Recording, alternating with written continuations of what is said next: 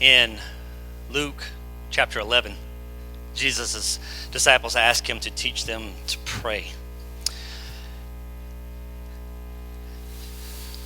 When Jesus chose his disciples, he chose them for a reason, because he believed that one day they could do what he did.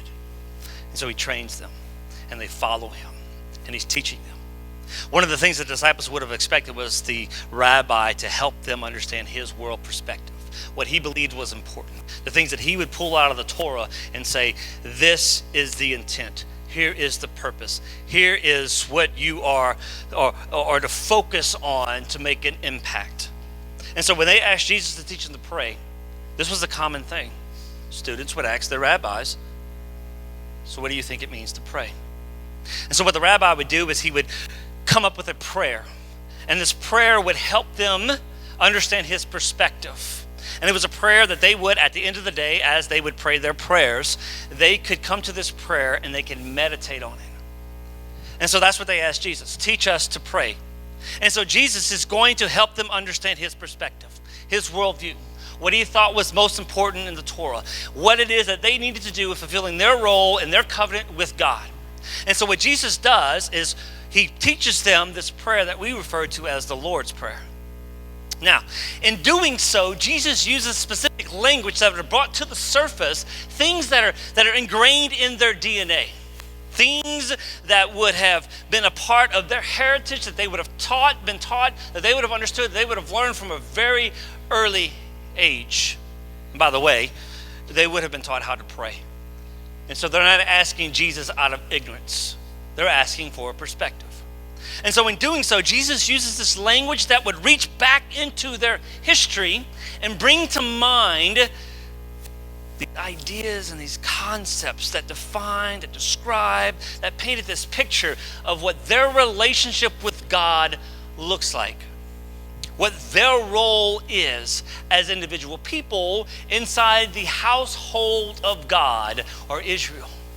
And what that would have tapped into was the covenant relationship that we have with God and how they saw that covenant relationship, what their role was as people. And so in Matthew 6, Jesus says, pray like this. Now we've covered all of this over the last 5 weeks with the exception of last Sunday. So I'm not going to cover all of it. It would take 5 hours. So I wish that I could hold your attention for 3 hours. But some of you are like, ain't no way. So I'm going to do a very brief recap, and we're going to flow right into the last statement, two verses that was read for us this morning. So Jesus says, pray like this. Our Father. Now, to a Jew, referring to God as Father was unheard of. They did not see God as Father. The term Father would have brought to the surface certain ideas of what the Father was. You see this language throughout Scripture, especially among the Jews, who would talk about our forefathers. They're talking about those who were from the beginning, those who represent, whose heritage that we are carrying on. We're talking about those who are behind it all, the author, as it were, of the family, if you will, or of the tribe. We're talking about the one who owns, who's responsible for the household. And we talked about households. Remember, households were industrial, were economy. You were born into this, and what you were born into was who you would be the rest of your life. And to try to be something other than that would bring shame upon your household. And so the idea of father, it's a heavy term. For us it would be. There are lots of ideas behind this. And so if I was a disciple and Jesus would have said, refer to God as Father, I don't think I would have listened to the rest of the prayer, because I'd have been trying to wrap my mind around the idea of God being a father. And so here we go.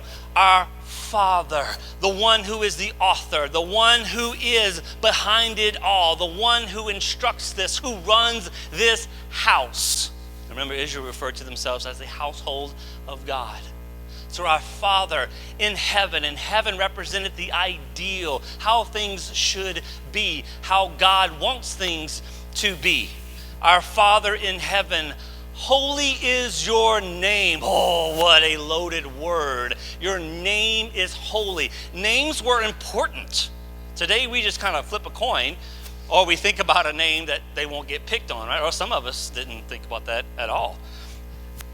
That being said, name represented lots of things. Specifically, name represented character, who you were, how you conducted yourself, how you lived your life, what you thought about yourself.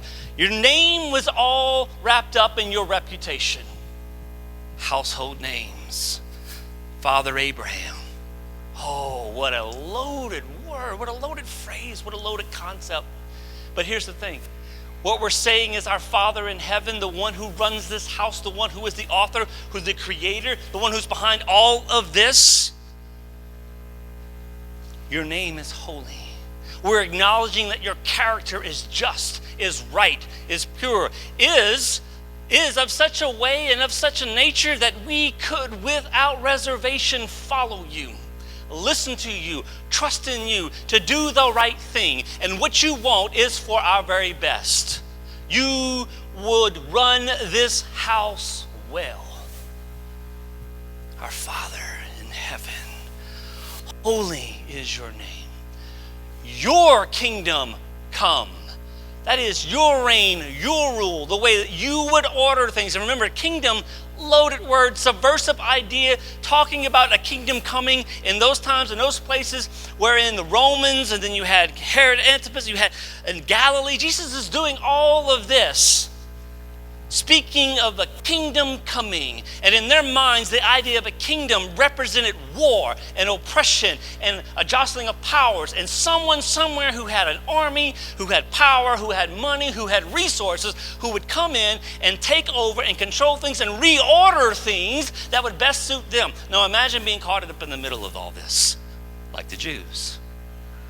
The idea of another kingdom coming that would affect you and impact you so much that it would cause you to have to reorder the way you lived your life, how you took care of your family, how you fed yourself, how you took care of the things that we take advantage of today. Like we don't even consider, they're just there. When Jesus speaking of a kingdom, it's a political term. It's very subversive. But Jesus says, may your kingdom come. That is the way you would order things, the way that you would structure things. May that come. May your will, what you desire, may it be fulfilled, may it be done. On earth, keyword, as it is in heaven. And so the prayer up to this point is all about God, right? Your name, your kingdom, your will. But yet, we're right under the surface, because acknowledging that God is the author of it all, that God is responsible for it all, acknowledging that his ways are better, the way that he would order things is better, and praying that that will be done here, you're acknowledging that it's not. You're acknowledging that things aren't necessarily the way that they should be, and that there is a better way to do things. And so what you're asking is for that to be the case now. It's not a prayer about the hereafter. It's not a prayer about what's going to happen after you die. It's a prayer about in this moment, right now, we are praying that things be reordered and restructured in such a way that it's like heaven on earth. Now, imagine being a disciple, living in that time, and all of the tension and all of the barriers and all of those things that you can look around and you can say, something's not right. And honestly, things aren't much different today. How many of us can look around and say, something's not right? Something's not right in the church. Something's not right in my life. Something's not right in my community. Something's not right in my nation. Something is not right in the world. You see things, you experience things. Sometimes you're on the receiving end of things. Sometimes you see stuff from far away. And regardless of, when you push aside all the politics and all the other stuff that messes with our minds about how we perceive things, you have to come to the conclusions, and you do. Something's not right. Something's not right. And so, yes, we pray, your kingdom come, your will be done on earth as it is in heaven. And until things are reordered in such a way that it's realigned with who God is, we can continue to pray the prayer. Up until that day, something's not right. And so it's an acknowledgement that something is not right, but I play a role in this. I understand that there's this relationship here, that there's something here, and to the Jew, that would have been a covenant. Now remember, the Jews, and the idea of a covenant, these words that Jesus is using would have reached back into their history. God, you're the Father. You're the one who freed us from Egypt. You're the one who freed us from oppression. You're the one who provided for us. You're the one who gave us these laws and this covenant. And remember, to the Jew, the idea of the law, the idea of the covenant, they were meant to be a priesthood, a nation of priests. In other words, among all the nations, they were going to be the bridge that connected the world to God. They realized that they had a responsibility. They realized that they played a role, and that was a covenant. The divine is partnering with the human. That's progressive. With just everyday people. Whereas in Egypt and other nations, the divine partnered with who? If anyone, would have been the rulers, those in power, those who happen to be in these positions and just ironically being in the best position, right, to say, God spoke to me. But in this instance, oh no, with a people. And Jesus represented, he continued this legacy by choosing people who were, well, we would say most improbable. But by Jesus explaining, pray this way, our Father in heaven, your name is holy. Remember the term name, the idea of characterization. Go all the way back to Exodus, I think it's chapter 20, where God gives the commandments, right? Those 10 commandments, and he says, do not take the Lord God's name in vain. Now, when we talk about that, we think it has to do with how we talk about God. Oh, that's a part of it. Or let's make sure we don't use God's name in a phrase or a sentence where there's some cussing, right? Or let's not take God's name in vain, say God's name and with a few other words. I'm not going to do it here because I'm probably going to offend a few people here. But that's actually not what the Hebrew word means. Take is the idea of picking something up and carrying it. Understand this. When God freed them from oppression, they had lived centuries like slaves. How do you live free when you don't know how? Well, they needed these laws. They needed this structure to help them understand how to live free and to not oppress other people, at least among themselves. And so you have these laws. And among these laws is you as my people are to reflect me. You mirror me to the other nations. The other nations are to be able to look at you and to be able to understand what God's like. That's wrapped up in this covenant. And so when you take the Lord's God name in vain, it's all about when you fail to mirror or reflect who God is. That has everything to do with how you live your life. That's why this is wrapped up all up into the commandments here. You take these that are going to help you mirror and reflect me. And so we take God's name in vain when we fail to reflect him. We fail to mirror him in our lives, the way that we do things. The whole Sermon on the Mount is all about how you reflect God. Jesus, you've heard it been said, but let me tell you, this is what it looks like, which was quite a bit different. So you see how much the path maybe have gone this way. But holy is your name. They understood God's name to be holy, something worthy of reflecting and mirroring, and to be careful how you do that. Your kingdom, your will, here as it is in heaven. And so it's all about God, and you're like right under the surface, right? Like we play a role in this. We acknowledge that things aren't the way that they should be, and we want to understand what our role is in helping that happen.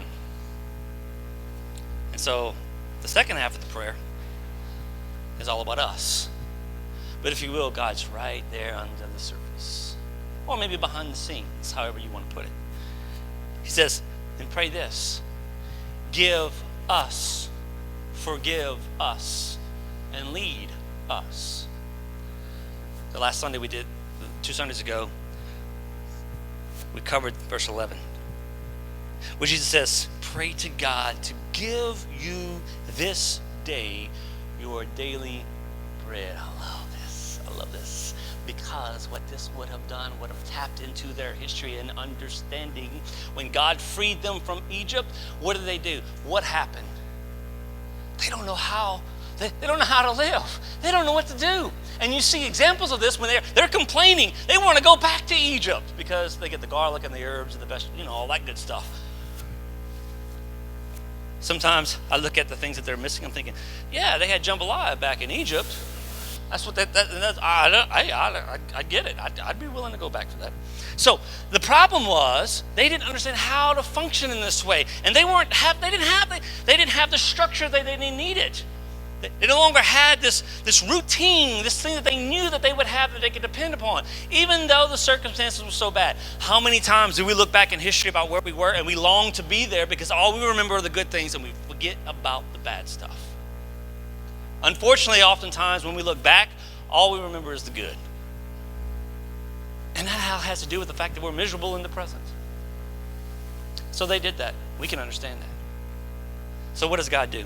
They're complaining about food. We don't have anything. What does God do? He provides them with manna.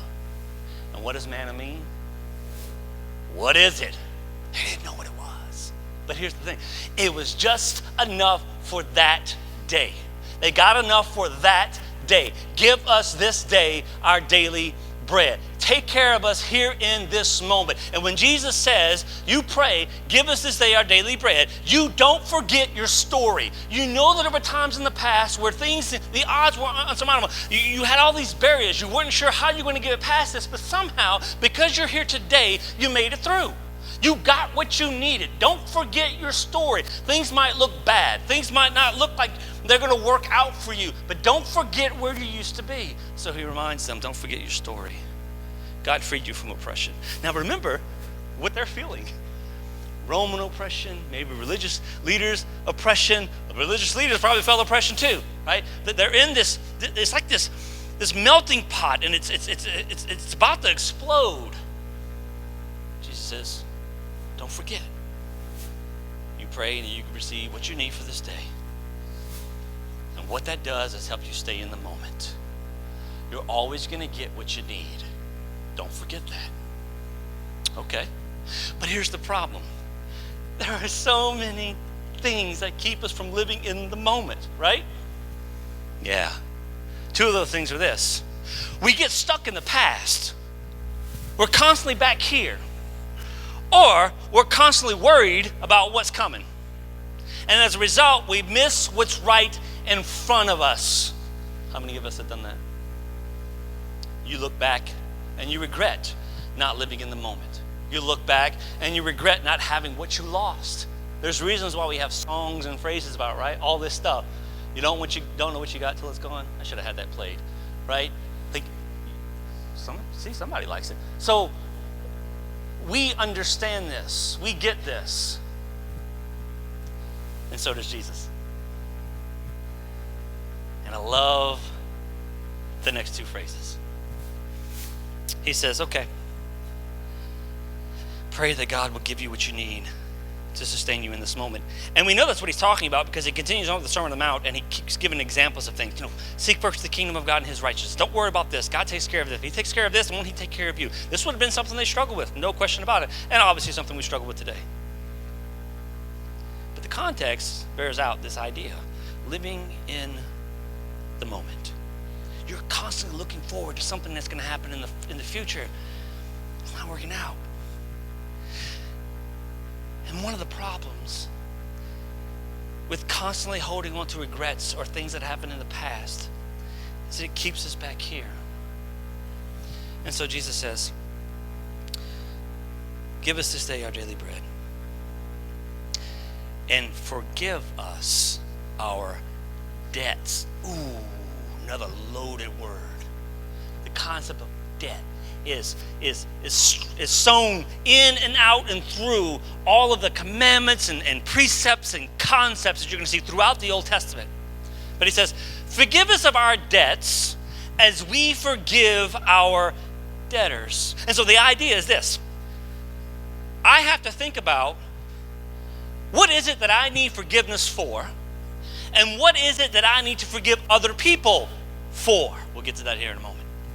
But one thing you need to realize is that the concept of debt was thrown in and out throughout the law. In the minds of the Jew, they understood this concept of debt, okay? And the concept of debt wasn't just about some bill that you had to pay. It was something that was weighing you down, something you were carrying around with you. You had debts, and people owed you as well. Man, there's so much. Throughout Leviticus and Deuteronomy, you have these ideas of these debts. And in fact, these laws are written in such a way that would keep you from oppressing your fellow man who owed you something. And in fact, strewn throughout all of this, not only are debts, but the idea of forgiveness, which would help you from oppressing others and you from being oppressed. In fact, there was this idea of the year of Jubilee. And then you also had the sabbatical year, okay? Like these ideas. Check this out. I actually bought a Bible, but I think some people think I don't preach from the Bible anyway, so I didn't want to give them more fuel. That being said, check this out, man. Check this out. So don't let Leviticus bog you down, okay? Leviticus is phenomenal. The problem with it is that we don't understand that it's a handbook for priests. That's what it is. It's a handbook for priests.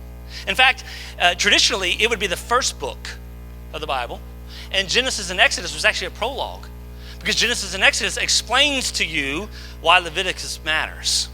Okay, so I get it. It's easy to get bogged down on it. I understand it. We're not going to read it now because you will fall asleep.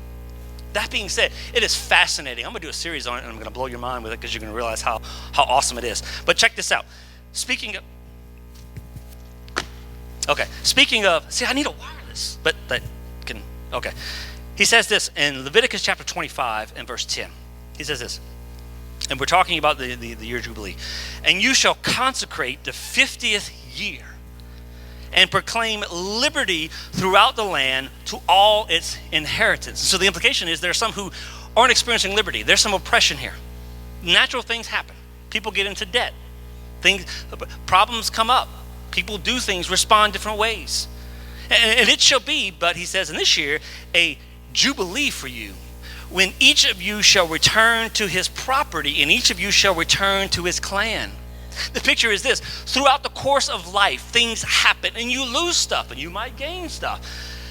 Things were set up in such a way where everything could be redeemed and you can get back what you lost, what was taken from you. In fact, you could be forgiven. In verse 35 of the same chapter, check this out. He says this: if your brother becomes poor and cannot maintain himself with you, listen to this, you shall support him as though he were a stranger and a sojourner, and he shall live with you. Take no interest, check it out, take no interest from him or profit, but fear your God, that your brother may live beside you. You should not lend him your money at interest, nor give him your food for profit. You're not trying to make anything off of this. You're not trying to bring further oppression upon him. He says, and this is why, I am the Lord your God, who brought you out of the land of Egypt to give you the land of Canaan and to be your God. Over and over again, this is what you're going to see. When these laws are presented, he gives the reason why. And the reason why is because I did this for you. I took you out of Egypt. Don't return. Don't go back. And don't treat others the way you used to be treated, again, in the past. If your brother becomes poor beside you and sells himself to you, you shall not make him serve as a slave. You treat him differently. He shall be with you as a hired servant and as a sojourner. He shall serve with you until the year of Jubilee. Then he shall go out from you, he and his children with him, and go back to his own clan and return to the possession of his fathers. For they are my servants, whom I brought out of the land of Egypt. They shall not be sold. You shall not rule over him ruthlessly. Again, if you look at Deuteronomy chapter 15, speaking of the sabbatical year, at the end of every 7 years, you shall grant a release. And this is the manner of the release. Every creditor shall release what he has lent to his. I sure wish we did that today. He says, every creditor shall release what he has lent to his neighbor. There shall be no poor among you, for the Lord will bless you in the land, and the Lord your God is giving you for an inheritance to possess. Drop down to verse 15. You shall remember that you were a slave in the land of Egypt, and the Lord your God redeemed you. Therefore I command you to do this today. Here's the point. They understood within the fabric of their society was sewn in these ideas of debt. Things happen. You do things to people. You try to compensate for those things. Sometimes it's good, sometimes it's bad. Things happen to you, things happen to people, that you lose stuff, circumstances arise, and you have to do things. But even though that's the case, and there are ways to litigate and manage and deal with all that tension and the debts that would pile up, there's also sewn within that this golden thread of forgiveness. There are times, remember, you're forgiven. Everyone is forgiven. During these specific years, you got things back. Things went back to normal. Things went back to the way they were before when you were freed from oppression. You're freed. And this happening over and over and over again. The sabbatical year, the year of Jubilee, was a constant reminder to them of being freed from Egyptian oppression. And who did it? Which is why over and over again, God says, you do this because I'm the Lord your God, and I freed you from Egypt. And this is how you're supposed to conduct yourself. This is how you mirror me. This is how you reflect me. This is what you get it? This is what you do. Let's go back to Jesus' prayer. Forgive us of our debts. Debts is a loaded word. As we forgive, that's a hard word. Our debtors. And so what Jesus is saying is, pray that we might give as well as we receive. Forgive us of our debts. Causes me to think about, why would I need to be forgiven? What did I say? How did I react? When did my words cut like a knife? What did I do? When have I oppressed someone else? But it also reminds me to think about why I might need to forgive other people. When has someone else been judgmental? When has someone else said something that cut like a knife? When have you been vulnerable and put yourself out there and people trampled all over you? When have you done things and it was not appreciated? What have other people done to you? What have they said to you? That you need to let go. The Greek word for forgiveness, you know what it means?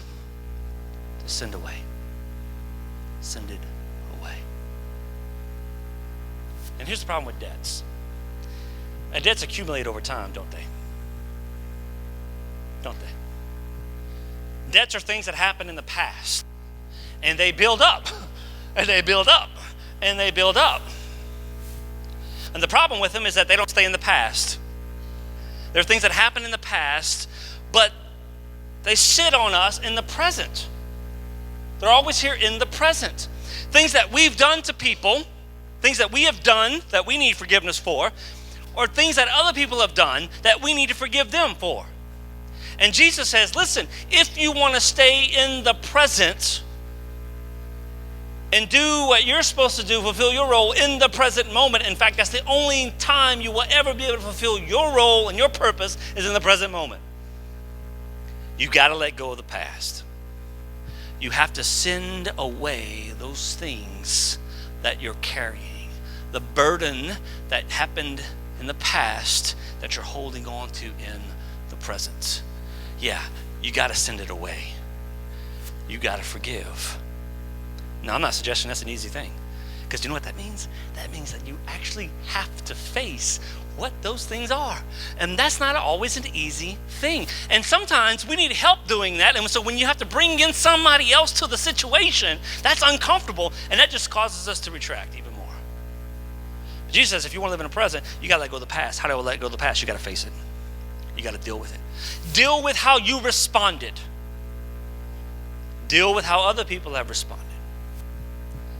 You got to let it go. Send it away. Okay, that's hard.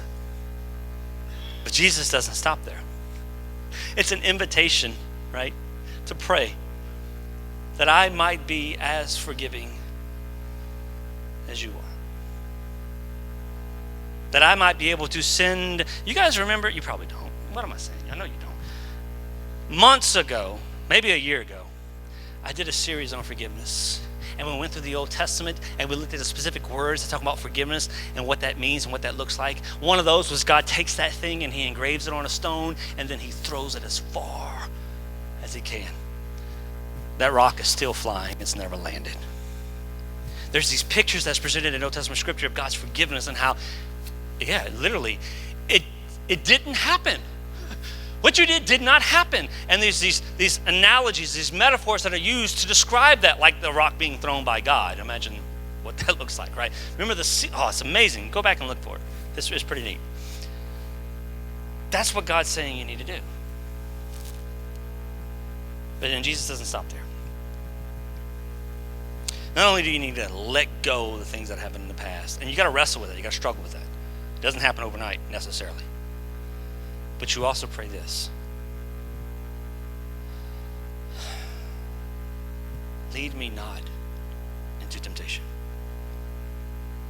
but deliver me from evil.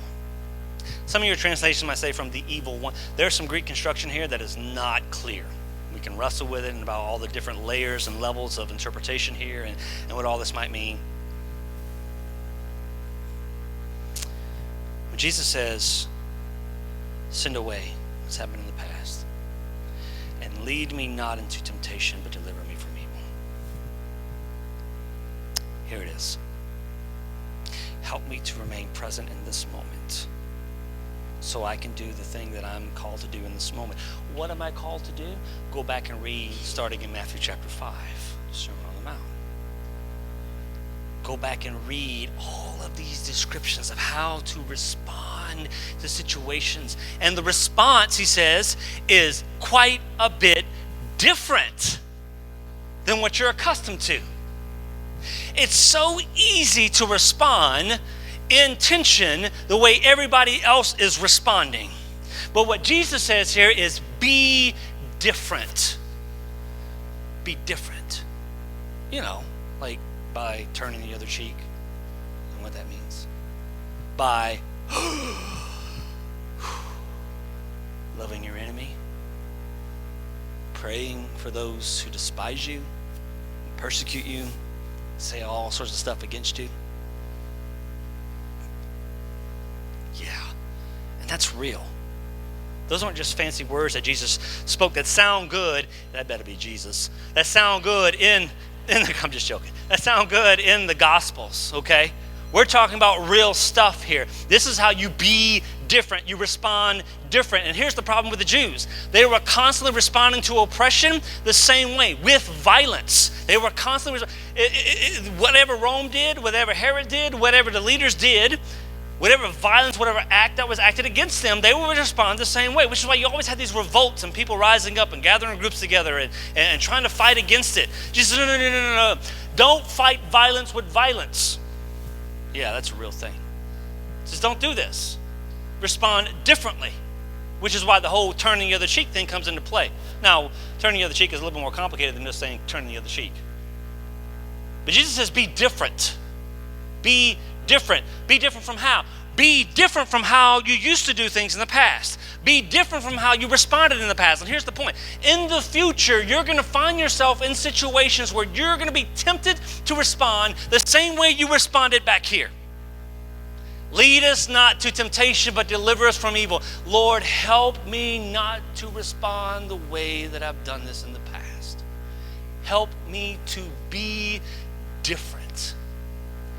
And that's not easy, because the temptation is there. It is there. From time to time, I get emails from people, not from you. I don't get emails from you anymore. I don't know if that's a good thing or a bad thing. I get emails from people in our quote-unquote brotherhood, basically trying to lambaste me and say all sorts of things about what we do and how we are. You don't know about all that. I don't want to turn this into a negative thing, but it is a part of Christianity for some reason. And I am so tempted because I know where they're coming from. I know what they're talking about. I know why they're saying what they're saying because I used to be there. And boy, I'm so tempted to come back and do the same thing. It's such a temptation for me because I used to be that guy. I talked to Amy about a lot of this. I have to talk it out. And I was like, no, take a step back. And I don't. Telling you, it's so hard not to be the way that I used to be because for some sick reason it was so satisfying in the moment. Oh, it felt good. But then after, it felt horrible. And I don't want to be that way. I want to be different.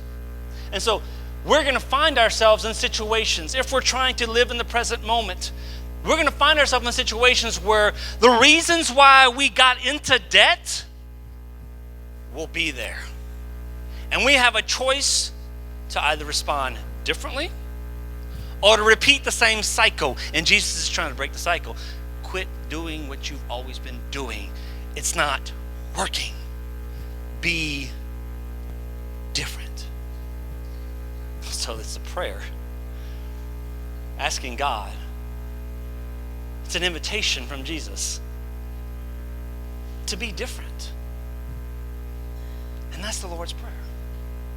See, I think the Lord's Prayer has the power to give us, all of us, a whole new vision for life, how to live it, how to see it, perspective. If we claim to be disciples of Jesus, we'll take it seriously. And so Jesus says this, and here's your challenge. Acknowledge God as the author, the one who is behind it all, and no one could run it better than him. No one, not even you. No one. Not the president, not the vice president, not the mayor. I'm glad the mayor's not here because I really like the mayor. Not, what's the Dallas football coach's name? Jason something, who dat? Yeah. Jason Garrett, not Drew Brees. Nobody can run this thing better than God. And you have to believe that. You acknowledge that there's no better way. No one could do this better. No one. And I think part of that is an acknowledgement that I need to stop fighting against him, right? And do things his way. Let's try things his way. And his way, God is love. And we can go on and on and on and on about this. But acknowledge that he is the author. He runs this house, and he, in his way, runs it well. And you, as a part of the household of God, help to facilitate and bring about that reordering and restructuring of things, so that heaven can meet earth, if you will. May his kingdom come. May his will be done here, now, in my life, in this moment. And to help me do the thing that I have been put here to do. Give me what I need for this day so that I don't have to worry about it. Help me send away those things from the past that keep me from being in the present moment. And in the future, when moments arise where I am tempted to be like I was in the past, help me to be different. May you acknowledge him as the author, as the one who runs this house well. May you acknowledge that the way that he would reorder things is for our best interest. May you acknowledge that he is the provider, and he has the power to transform us. May you be different. Let's pray. Father, in heaven, your name is holy. Your kingdom, may it come. May your will be done here, today, in these moments, as it is in heaven. Give us today exactly what we need. Give us the power to be as forgiving as you. Protect us from ourselves. Keep us from repeating mistakes we've done in the past. Help us be different. It's in Jesus we pray. Amen.